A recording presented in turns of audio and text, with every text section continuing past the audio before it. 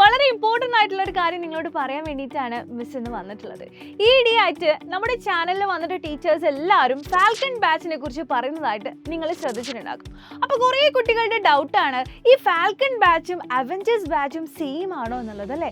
അല്ല. ഈ Avengers batch എന്ന് പറയുന്നത് നിങ്ങളുടെ ഓൺലൈൻ ട്യൂഷൻ ബാച്ചാണ്. അതായത് 7ാം ക്ലാസ്സിലെ കുട്ടികൾക്ക് അവരുടെ സ്കൂളിലെ ടെക്സ്റ്റ് ബുക്ക് ബേസ്ഡ് ആയിട്ട് നമ്മൾ കൊടുക്കുന്ന ഓൺലൈൻ ട്യൂഷൻ ബാച്ചാണ് നമ്മുടെ അവഞ്ചേഴ്സ് ബാച്ച്. എന്നാൽ ഫാൽക്കൺ ബാച്ച് എന്ന് പറയുന്നത് നിങ്ങളെ സംബന്ധിച്ചിടത്തോളം ഒരു പുതിയ കാര്യമാണ്. അതായത് നിങ്ങൾ ഒരു കോമ്പറ്റീറ്റീവ് ലെവൽ എക്സാമിനേഷന് വേണ്ടി പ്രിപ്പയർ ചെയ്യിപ്പിക്കുക എന്നുള്ളതാണ് നമ്മുടെ ഫാൽക്കൺ ബാച്ചിൻ്റെ ലക്ഷ്യം. അപ്പോൾ നിങ്ങൾ ചിന്തിക്കും, ഈ 7ാം ക്ലാസ്സിൽ പഠിക്കുന്ന നമുക്ക് എന്ത് കോമ്പറ്റീറ്റീവ് ലെവൽ എക്സാം എന്നല്ലേ? അതായത് നമ്മളിപ്പോൾ ഒരു +2 ഒക്കെ കഴിയുമ്പോഴാണ് ശരിക്കും നമ്മളൊരു പ്രൊഫഷനെ കുറിച്ചൊക്കെ ചിന്തിക്കില്ല. നമുക്ക് ഒരുപാട് ആഗ്രഹങ്ങളുണ്ടാവും. ചിലർക്ക് വലിയ വലിയ ആഗ്രഹങ്ങളുണ്ടാവും അല്ലേ?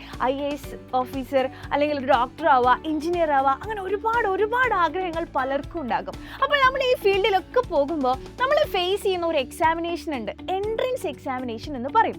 അപ്പോൾ അവിടെ നമ്മളിപ്പോൾ എഴുതുന്ന പോലെ ഇങ്ങനെ ഒരു ഡിസ്ക്രിപ്റ്റീവ് ലെവൽ എക്സാം, അതായത് നമ്മളിങ്ങനെ 5 മാർക്കിന് എഴുതുക, 6 മാർക്കിന് എഴുതുക, അങ്ങനെയുള്ള എക്സാം അല്ല നമുക്ക് അവിടെ ഫേസ് ചെയ്യേണ്ടത്. അതായത് നമ്മൾ പറയും ഒബ്ജക്റ്റീവ് ലെവൽ ക്വസ്റ്റ്യൻസ് എന്നാണ് നമ്മൾ പറയാം. അപ്പോൾ പറയുകയാണെങ്കിൽ നമ്മൾ പഠിച്ച കാര്യങ്ങൾ തന്നെയായിരിക്കും, പക്ഷേ നമ്മളോട് ചോദിക്കുന്ന രീതി വളരെ ഡിഫറെൻ്റ് ആയിരിക്കും. നന്നായിട്ട് റൂട്ടൊക്കെ മനസ്സിലായി പഠിച്ച കുട്ടികൾക്ക് മാത്രമേ അവിടെ നന്നായിട്ട് സ്കോർ ചെയ്യാൻ ഇതുവരെയും സാധിച്ചിട്ടുള്ളൂ. ശരിക്കും പറയുകയാണെങ്കിൽ നമ്മുടെ കേരളത്തിൽ അല്ലെങ്കിൽ നന്നായിട്ട് പഠിക്കുന്ന ഒരുപാട് ആൾക്കാരുണ്ട്. പക്ഷെ എങ്കിൽ പോലും ഇതുപോലെയുള്ള എക്സാമിനേഷന് ഹൈ ലെവൽ റാങ്കുകളിൽ ഒരിക്കൽ പോലും നമ്മുടെ കേരളത്തിൽ നിന്നും അധികം കുട്ടികൾ കണ്ടുവന്നിട്ടില്ല.